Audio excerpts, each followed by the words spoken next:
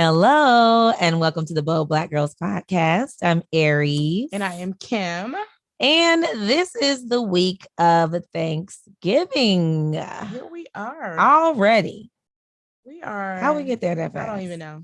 I feel like every year we say the same. Everybody say the same thing. This year show did go by fast. Real fast. But this did feel like it went by fast. It was like it was just January.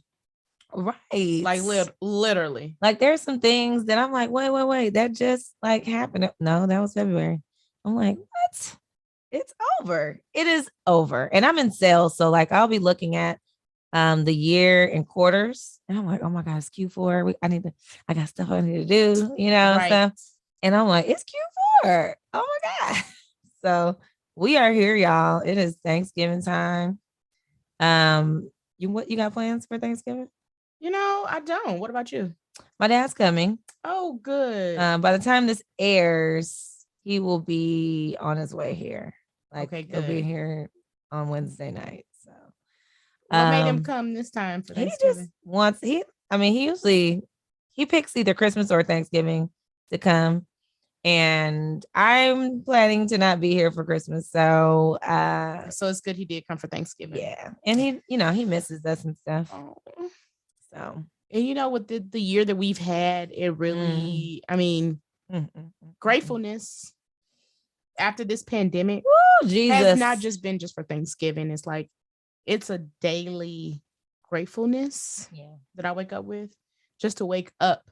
It's getting more and more. I think, like you said, the pandemic, we lost some folks, and I hadn't really lost anybody super close, like from COVID or anything. Same. What I call my adopted grandmother, she, her husband passed last year of COVID. That was probably the closest person that I knew. He was older, he had asthma and he got pneumonia, after he got that. And so that was probably the closest person I knew that passed, due to COVID or whatever. And then it just seemed like you just keep hearing it, from other people. They're losing their parents, they're losing like all these things. And so this year, I think DMX, like a lot of just different things. You're like, okay, what's going on? Right. And age has not even been a factor. It's like different ages. Right. And you don't know Michael Williams, the actor. Girl. Oh my gosh. And I just loved him. So it was a couple others I think I can't think of right now, but this year, and it's a trip because I feel like I have a really good tribe of friends. You do. And even people who aren't like in my inner circle, that second layer, we talk about the bullseye, you got like the circle of trust, then you got the next layer, and then there's like the associate. I feel like all my layers have good people in them. Quality. It's just our relationships are different. There may not be as close. We might not talk every day, whatever, but I got pretty good people, around. And this year, says the girl who said no new friends. I definitely was team no new friends when I first. And look at you with the plethora of friends. Yeah, and it's like I've been doing a good job, and we talked about this with relational intelligence. Was it relational intelligence? What's the name of the book? Darius Daniels. Yeah, is it relation? I think it is. Relational intelligence. Sure. Anyway, he talks about like how you break out the knowing exactly where people fit in your life, basically. Exactly. And qualifying them, because it'll help you have healthier relationships with those people, because you're like, oh, you're an associate, so like I don't require or expect friend stuff out of you. Categorizing your friends in the appropriate I don't want to say sections, but where they belong. So like you said, you don't have these super expectations of this person, right? That's really not that friend that you should really be expecting something out of. Yeah. And then even the ones that you do have close, being very open and communicating what you need or want or what you're expecting from them, so that you can have a healthy friendship. So all that kind of stuff. And this year really was a friend. I feel like this year was like friends, relationships, and family focused. Just a lot of that theme throughout this year. Yeah, relational intelligence. Yep.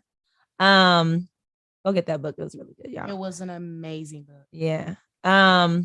He says it's the people skills you need for the life of purpose you want. And we talk about purpose partners, people that can help you with that, who have been put in your life for that reason. So yeah. And so this year I had a very tragic loss of a friend that you also knew as well. This lady, she and I went to high school together. Her name is Sarah, and Sarah Green Ofert.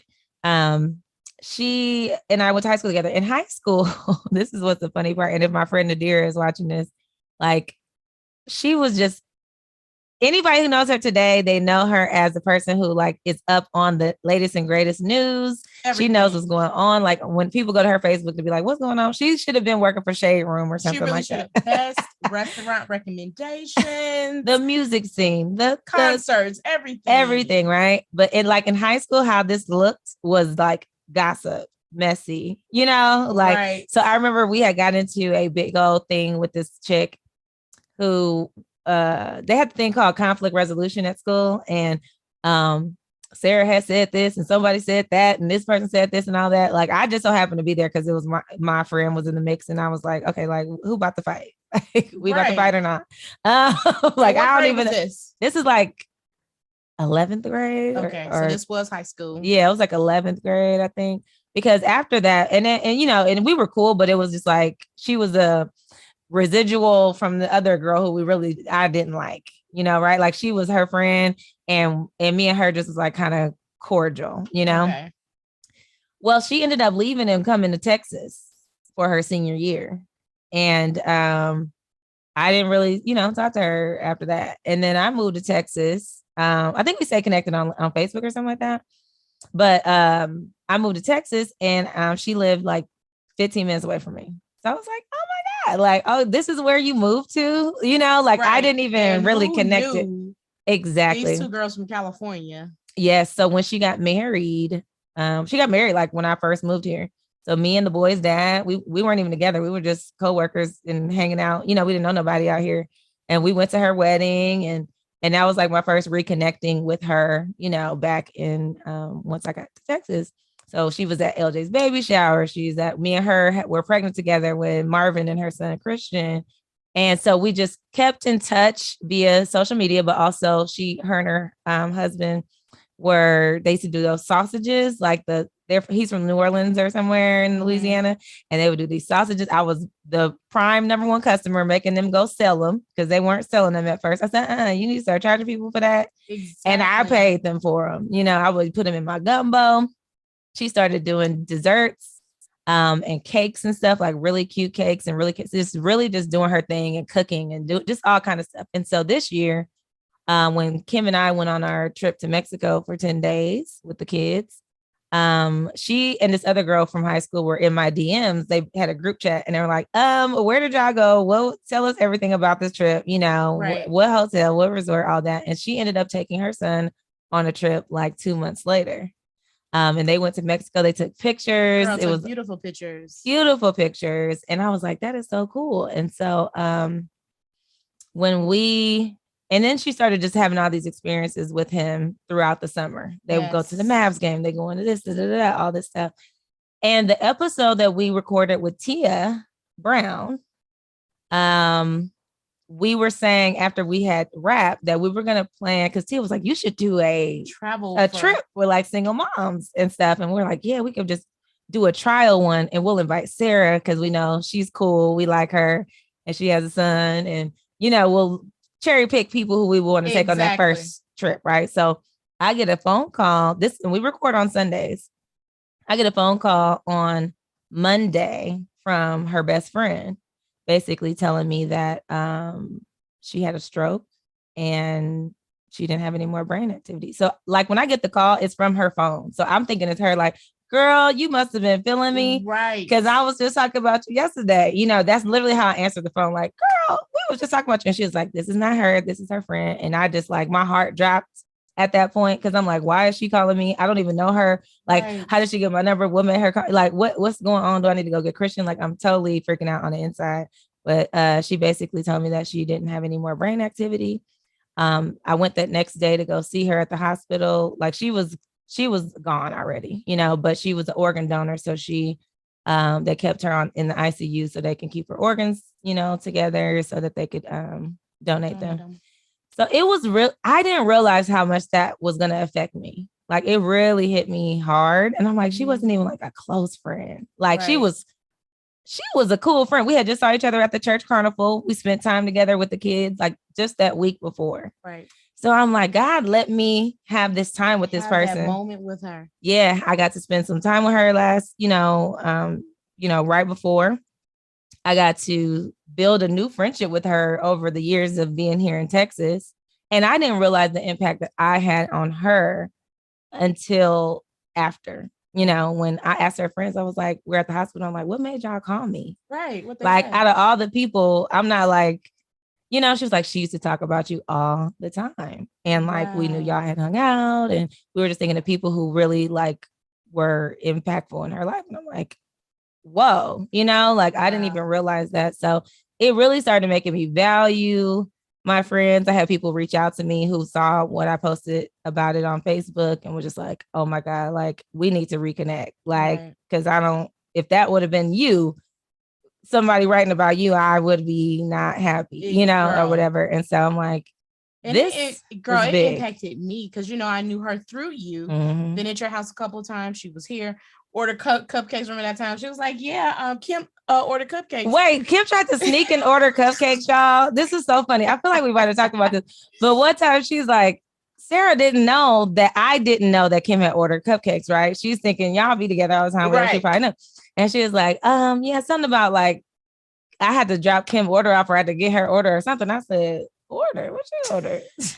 And then I said, oh, you ordering cupcakes, huh? I told Sarah, I said, don't be telling my business. Everybody don't know when I order cupcakes. Try to sneak and That's order. Between me and you. That is so funny. But yeah, and she always just had a really bright personality, always laughing all the time, just positive, And so, yeah, it was definitely one where I caught myself a couple times. I had to go out of town. I was on the plane. Like thinking about her and my eyes and watering it.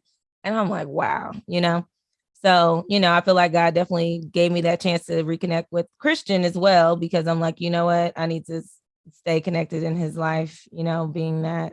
Because he knew that he was going to need that. And God does things for a reason. Yes. And so it impacted me because I'm like, oh my gosh, she's young. Same age as me. Right. And I'm like, oh my, I couldn't sleep. I'm like, here she leaves this young child. Yeah. But I was so happy that she made those memories that she did this. Yeah. Like she lived. Yeah. And her friends posted something about like how, she had a pain in her leg like some weeks before that. And basically had an incident probably like a week before that. She was coughing and wheezing. And what they're saying is they feel like it was a blood clot that like traveled up. So it's like really paying attention to your body. And, it was right when she was on her way to the doctor that morning. She was getting dressed to go to the urgent care because she said, they never check for a blood clot. And then she called the doctor, the online doctor or whatever. And then she was on her way getting dressed to go to the doctor when she passed out. So listening to your body, knowing what's going on, like that's a big one too. Like some things are just not preventable, obviously, but we got to still pay attention to our bodies, make sure we're getting our checkups, make sure we're doing our annual exams, and we're trying to live a healthy life. Yeah. Like you said, some things aren't preventable, but like for me, it actually sparked something in me to say, hey, you know what? I have heart disease on both sides of my family. Mm-hmm. I want to make sure I get preventative care. Yeah. And so I called a cardiologist. No, I don't even have any heart pain right now, anything, but like those little things, like I was like, my leg has been hurting. It was starting to get in my head. Mm-hmm. And I'm like, oh my gosh. Then I started going down that rabbit hole of the WebMD. Yeah, don't do that. Self-diagnosing. No. But you don't realize it. Like I read even like back pain, like be careful because back pain could be, it could be a stroke. It could be a heart attack. It could be kidneys. It could be your like back here. And it's just a lot. Just stay on top of that, y'all, because it definitely has made me reevaluate and think about my friendships as well. Yes. And just be like, okay, because I the relationships I have with my friends at this point, being that I was not a person that was trying to find new friends a long time ago.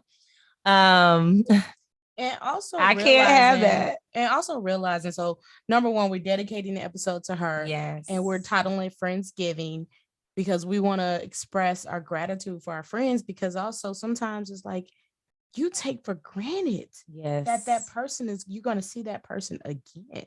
Girl, I just am like, if I felt like that with someone, obviously that I'm cool with, but I would say probably in that second layer, right, of the little bullseye. Mm-hmm. If it was somebody in the middle, like I need to feel very comfortable with, because I felt cool with how I left things with her. Right. Like our last moments, were documented. They're online. We had just posted about it on Facebook and Instagram. I felt good. We talked. We had a good conversation. We hung out for hours that night. The kids just did their thing and we talked, about some things that I was like making sure she was good. Right. That stuff that we need to just act like we're not going to see each other again. And the fact that, you did that and you didn't even realize the impact that you had. And so sometimes we don't even realize, like, I need to do better. Right. People may reach out to me and I might go into my only child syndrome mode. Well, that person might be reaching out for a reason. Like they need you at that moment. And you may not see that person again. Like when we met, I knew that I needed a local friend.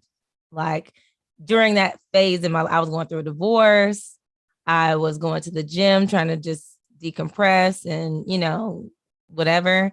And I'm like, I have friends at home. Of course, I had the ringtone, no new friends on my phone. But I'm like, no, you need a support system.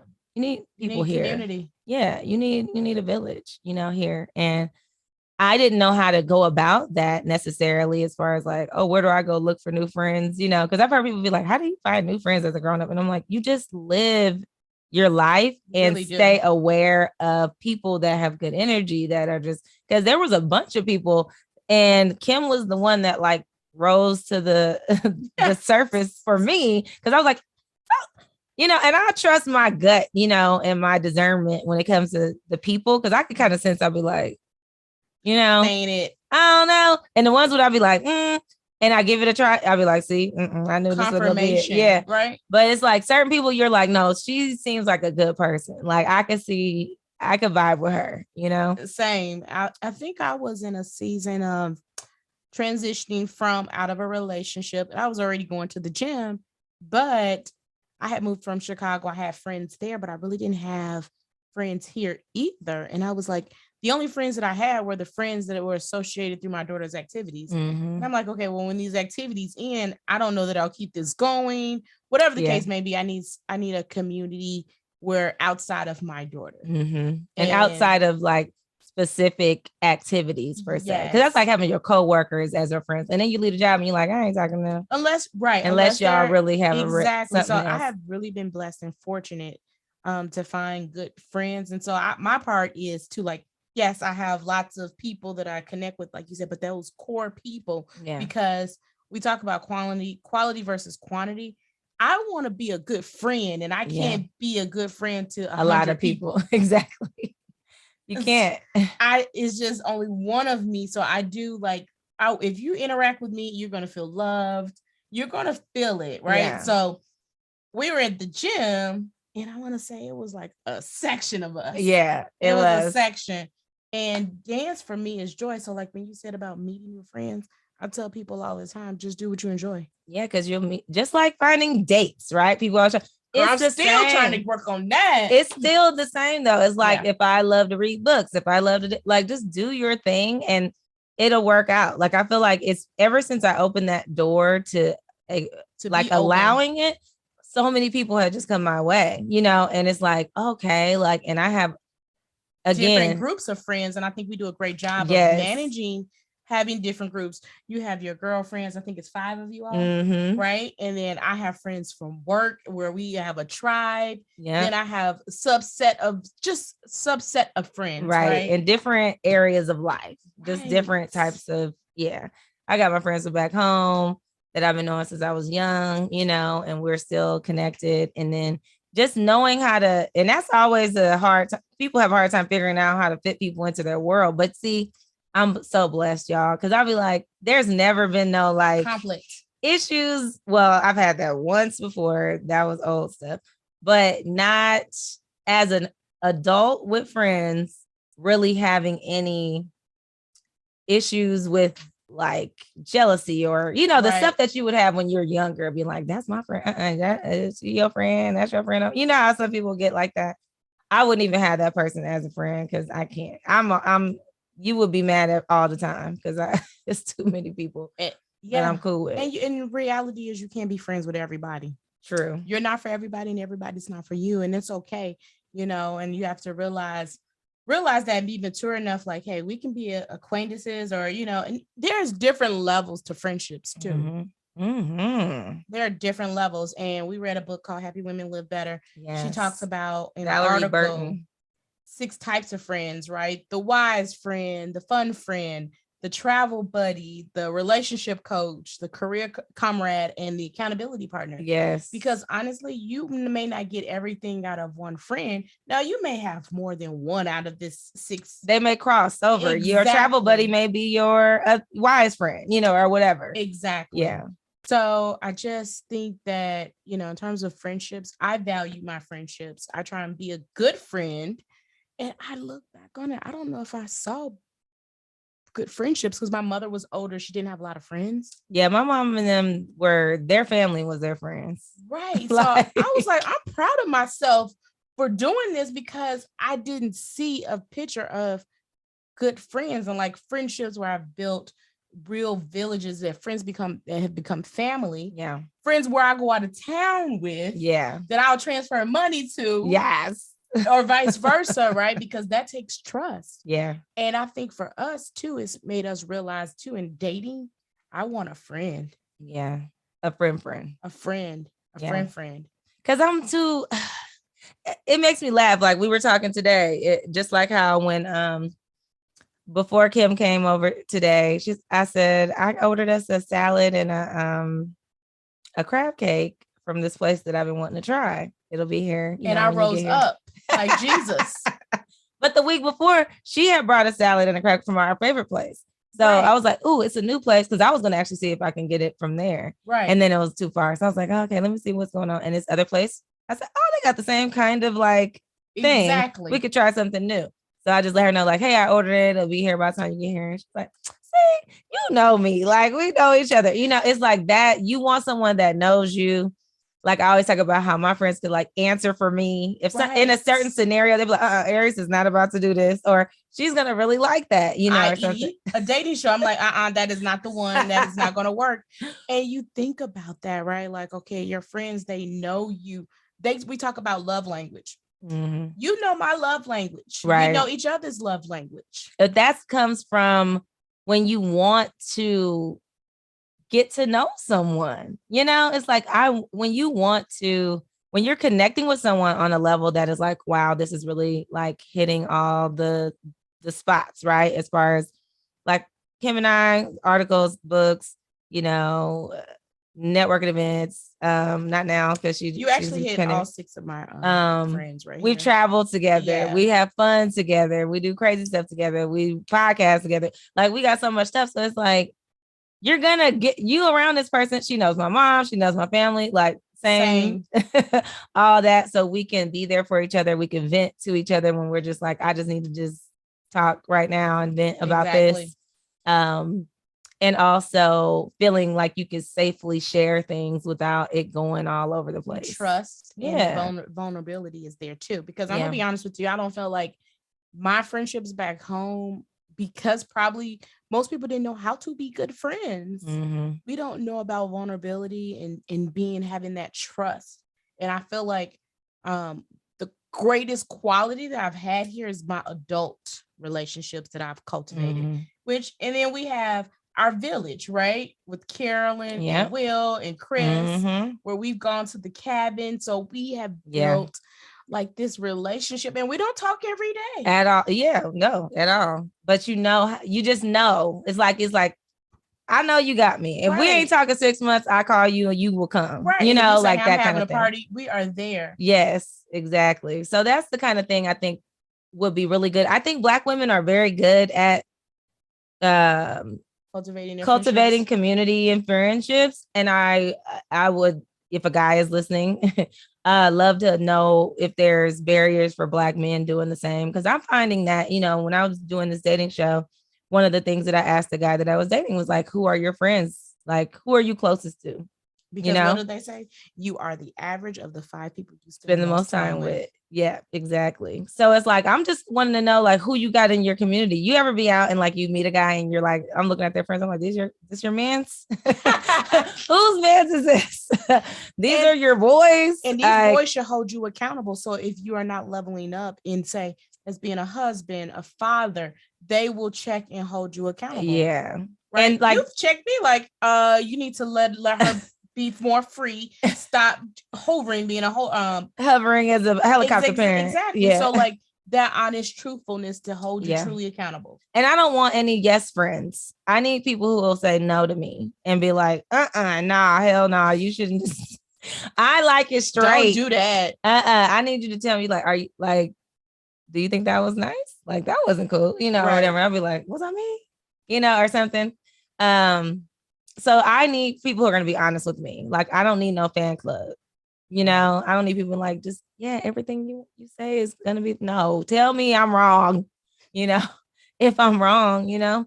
But yeah, I hope that our men are doing the same because I'm noticing and, you know, in that dating show, like I was saying, you know, people don't be having friends, like a tight circle of good quality people a lot of times. And I'm realizing that it's not something that everybody has. It's times that I'll be out and it'd be like 100 of us. You know, we put something together and it'd be 100 people. And I'm like, this is pretty cool that I have a group of people that I could get together with and have a blast with all these different people who we all know each other. We've all, you know, are cool. It don't be no fights. It don't be nothing crazy. We could just do that. And then we go and we'll see you next year or in 6 months or something like that. And it's whatever. And little subgroups of those people hang out, you know, outside of that. Yeah, subsets of those groups of people. And so I'm like, people don't be having it. I'm realizing that it ain't something that everybody has. And so if you do have it, I definitely would say value that because it's not common. Not from what I've been seeing, because I just look and I like to learn what other people got going on. I'm like, oh, they ain't got no homies, you know? And I wonder again, I think it may go back to what did they see growing up? What did they see? And also connected to me, my friends are connected by my core values. Very true. And what I enjoy doing as well. We have some commonalities. Where we enjoy those things together. Because I'm particular. I am too. Because there's certain people where, you know, even in my core group, they have their own friends and stuff too, you know, and I'm cool with everybody's extra friends, you know, or whatever.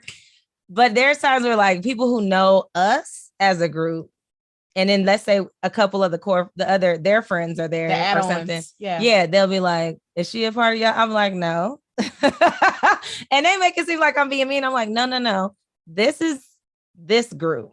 Right. Everybody has their own extra layers of friends that are separate. So like I may never talk to that person outside of when she's with my friend. Exactly. You know, when she's around, we're cool. We can hang out, we can laugh, dance, everything, whatever, have a good old time.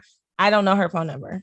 I don't talk to this person. You know what I mean? Yeah. Sometimes people think, oh, because you were friends that we got to be friends. No, we don't. And it's okay. It's like ponytails. We are not forcing friendships. We're not forcing ponytails or friendships. And I'm okay with that. And like you said, I'm particular as well because I know me, right? I am an only child. I'm okay with being alone. I'm kind of an only child too, even though I have a sister. Are. Like I always say, I'm an only child other than my sister. Right. Because she's so much older than me that like, she's like 5.5, 6 years older than me. Like I was by myself. Right. You know? And I think you need people who understand you. Like if you cancel, some people will get all upset, like, oh, you canceled on me? Oh, I got a problem with that. I'll be like, yes, that is so awesome. But when I see you again, we'll enjoy it. Right. I don't get offended by certain things. So I feel like for me, I struggle with people who are draining and expect a lot out of. Don't expect a lot of. I tell people that. I tell my friends that, and I tell men that. Do not put me on no pedestal. That's the first thing I tell a guy. I be like, whatever the ideal that is in your mind of what you think I am, get rid of it. Just throw it away. Just forget it. Because I'm not gonna meet that expectation. I'm telling you that now. Because I'm gonna be Aries. If you're wanting to get to know me, get to know me for get to know me, and that goes for friends as well. Because at the end of the day, like if you think about your friends, right? There may be things you may not like about something that they do or something. Is it enough to throw the whole friendship away? No. So you're like, this is just how she is. This is just one of her little quirks or one of her ways that I have accepted. Yes. I'm good with that. And I may be like, oh my Lord, here she go with this, right. You know, but that's my girl, right? That's what we actually are wanting out of relationships. You want someone that's like, no, I'm not perfect. I may have something that you're like, here she go with this, you know, but I love so much of everything else. You know, I love all of her and I'm going to just be cool with that part being there. Right. That's how we need to be on all these different relationships, friendships, romantic, whatever, you know. Now I have a question for you. Yeah. Because I actually have a solid number of friends that evolved from work. What about you? From work? Yes, like Dave. Oh, yeah. That, you know, he's a big one. He called me after everything with Sarah. Like, he was like, oh, my God, like that he met her through me as well. And so he was just like, if that post would have been about you, I would have lost my, you know. And so he was just kind of like, no, like we need to get back reconnected and stuff. So, yeah, like that's one of my biggest friends from work. Obviously, the boy's dad. I met him at work. But we didn't date while we worked together. So let's just put that out there. And even if you did, that's your business. I don't believe in that. Right. Because you mess with my money. That is true. But no, so yeah, I mean, there are some people that I kept in contact with because of work, but most of the time, not really, because you kind of lose that commonality that you had, which was being at the office, you know. Right. Unless then that's why we have to be intentional. Yeah. Right. If that's somebody that you want to continue to have a relationship with, it really requires intention. It's an investment. Right. It's bi-directional. And I don't like that one-sided either. Now, if I know that's who you are, but I want it to be reciprocal. Yeah. So just like you said, I got the salad last week.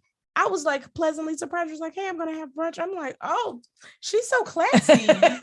I love it.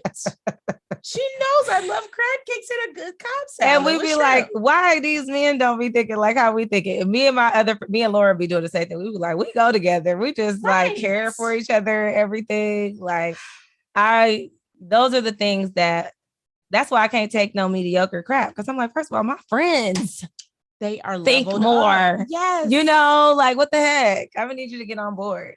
So yeah.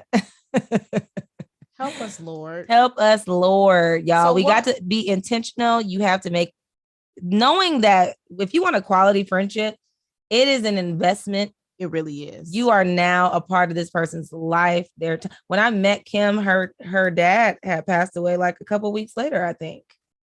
And I was just like, okay, this is critical. She said, okay. You know, I'm like, okay, this is like, we just got cool.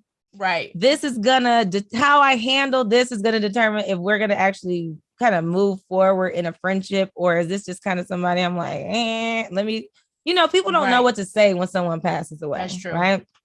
And so I was like, okay, how am I going to make sure she knows I care, you know, and I'm still here, you know, and all that. So it was a very interesting time just in trying to figure out how to fit in, because you are invested in this person's life now. You're going to be caring about what happens with them and their parents and their kids and their relationships and all that. Like, you're in it now. So you don't want to take that lightly. And I think sometimes when people don't realize how much of an investment it really is, that's when they come off as not being good friends. Yes. Because what if they were like, if I was just like, well, let me not say nothing, I'm gonna just be over here and go, you know, and you never know, you know, like what that could do. But I think being there in a time, you know, just being like, I'm here. I don't know where I stand or where I'm at in your friendship levels, because I'm new, but I just want you to know that I'm here. And You know, if you need anything, let me know. Let me know. And people really showed out for me. And that's a time when you see too how when people show up for you when their times are hard. And I had people show up. I'm like, oh my gosh, like I am loved. Mm-hmm. It means a lot. It really does. And like one other thing I tell people, like if you trust somebody to get your kids, I was just about to say that. I don't take that responsibility lightly either, because that is a lot of trust for someone to say, like, I would tell Kiara, yeah, you can go over to Ari's house, right? Can you talk to her? Yes. And vice versa, like if you need me to pick them up, I'll go get those boys. You are the first person that's not in my family that I have allowed to like have my kids. Like literally, like I was going through my pictures. And I have a picture. Matter of fact, Kiara and I both were looking at pictures, and I have a picture when I took them to Bahama Bucks. Oh my! And I think I just took them for a couple of hours. I was like, let me take them for you, right? Like, and you gotta realize when your friends need you to step in and fill in the gap, they may need that moment. Like, hey, I need 2-3 hours. Mm-hmm. Can you get my kids? I needed it. I didn't even know I needed it, but that definitely was like, oh yeah, please, yes. And her name is on my kids' emergency form for school as their auntie. Right. And then she know I'll be there. Like, look, she know if I want to go jump, hey, I'm going to jump. I need to borrow the kids. Yes. Going to the trampoline. She's like, come get them, girl. I'm like, bye. Y'all want to spend the night? Bye-bye. But no, like that's big, and it is, I don't know. I just think that we have to stop taking it so lightly, and also be aware when those people come into your life that, hey, this could be a good person to be friends with. Like that might be, I don't want to miss out on this friendship opportunity with this person because I see something there. I see a connection, that we may be able to, like grow. You said, being intentional about cultivating that. Like after Sarah, like I'm like, okay, I need to reach out to so-and-so. Like that was a wake up call. Mm-hmm. Like be intentional, because you just never know. And like you said, you had a moment with her. God gave you that moment to have with her that you'll never forget. And he put you there for a reason too, for him. And I'm like, I don't know what it is, right? Because I mean, I'm serious. I walked into the house with her whole family's there. These are people I've never met. Right. But they knew you. They knew me. And I'm like, her mom just like hugged me and everything. And I'm like, this is crazy, her son. And so I'm going through this moment really in a state of like, I'm emotional, but also like, what are you doing, Lord? What is this for? Why? Did you need me to be a part of this boy's life? Do you need me to be a part of this family? In some way, shape, or form going forward. I don't know what it means, but I am really flowing right now. I'm really allowing God to I'm just gonna go with whatever. Yeah, I'm like, okay, this is happening. What are you trying to do here? What do I need to be doing? You're being obedient. I'm trying to be as obedient as possible. I mean, that's really where I'm at. And I feel like it's working out. Even with my kids, like our parents were like, I ain't your friend.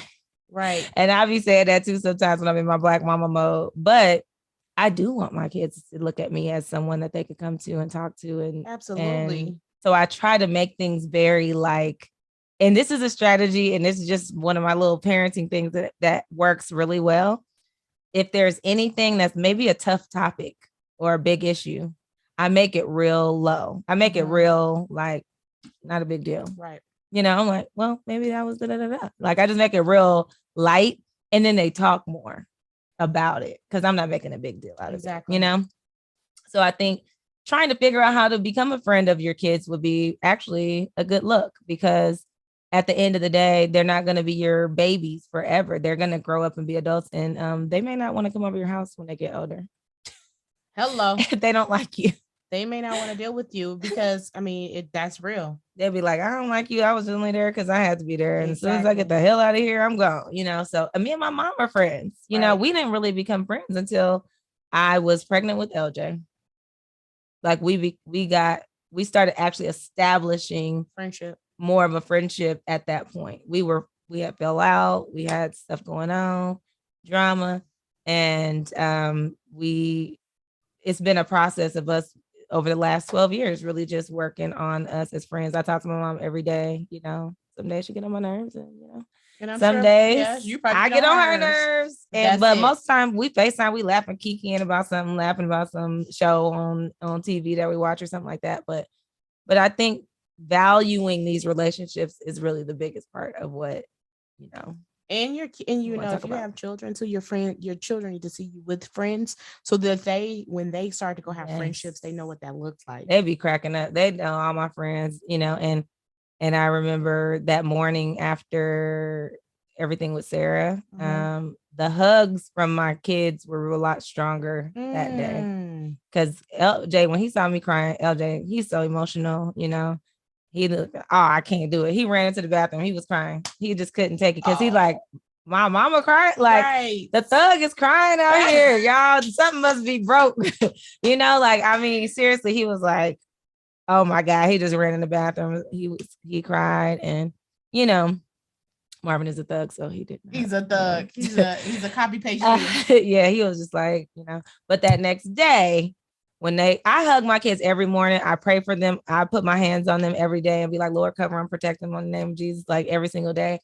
So they can't leave the house without coming to get that hand on them before they leave. But that day, like that hug was so tight because I'm like, you don't know if this might be the last time that, y'all go to school and I might not be here when you get home. Like these are things that I had to start thinking about and making sure we got our ducks in a row. Y'all go look at our old episodes of talking about estate planning and make sure you have your ducks in a row and have your family set up in a way that you, if anything does happen to you, that you can take care of they can have time to grieve and not worry about trying to take care of your arrangements and stuff like that. Anything else, friends? No, I think that's it. We just really... we weren't struggling with the topic, but we were like, what are we going to talk about today? And this was just so befitting. It was. We had guests, for a lot of weeks. Yep. So we really didn't, this happened in between. So, after the Tia Brown episode, like that next day. So we had a couple episodes between there and we really didn't get a lot of time to chat, about things, but I'm actually glad we didn't talk about it till now because I probably would have been all crying on the podcast. I know. So I'm like, okay, we're in a good place, And we talked about dedicating a episode to her. So this worked out perfect. It really did. Friendsgiving. And she used to listen to the podcast and always hit me up about something, that we said or somebody that was on there and stuff like that. Sweet person. You could tell that she was loved. So y'all say a prayer for her son Christian and her family, just, because it's going to be rough for a while, you don't never feel that gap of somebody who was in your life like that. So yep, this is dedicated to Sarah. And y'all reevaluate these friendships, y'all. Take a look, see what you got in your realm. Who are the 5 people that you're spending the most time with? And do you see that reflective in how you are right now? Right. And if you need to change it, don't be afraid to release. Untie. From one of our other books. So make sure you guys like, share, subscribe to our YouTube channel. Those who are listening on the pod, we appreciate your support, of course, but obviously we are trying to get to 1,000 subscribers on our YouTube channel. So we really appreciate if you just listen on the a podcast platform, if you would just go and subscribe to the YouTube and share it with a friend. Share it. Yeah. We're good people. We're not hard on the eyes. So go get you a wise friend, a fun friend, a travel buddy, a relationship coach, a career comrade, and an accountability partner. There you go. That's a good first step to start qualifying to see what kind of friend is this. And they may cross over. It may be 3 in 1. You hit the jackpot. You're doing that. So, all right, y'all. You have a bold week, and we will see y'all next time. Peace.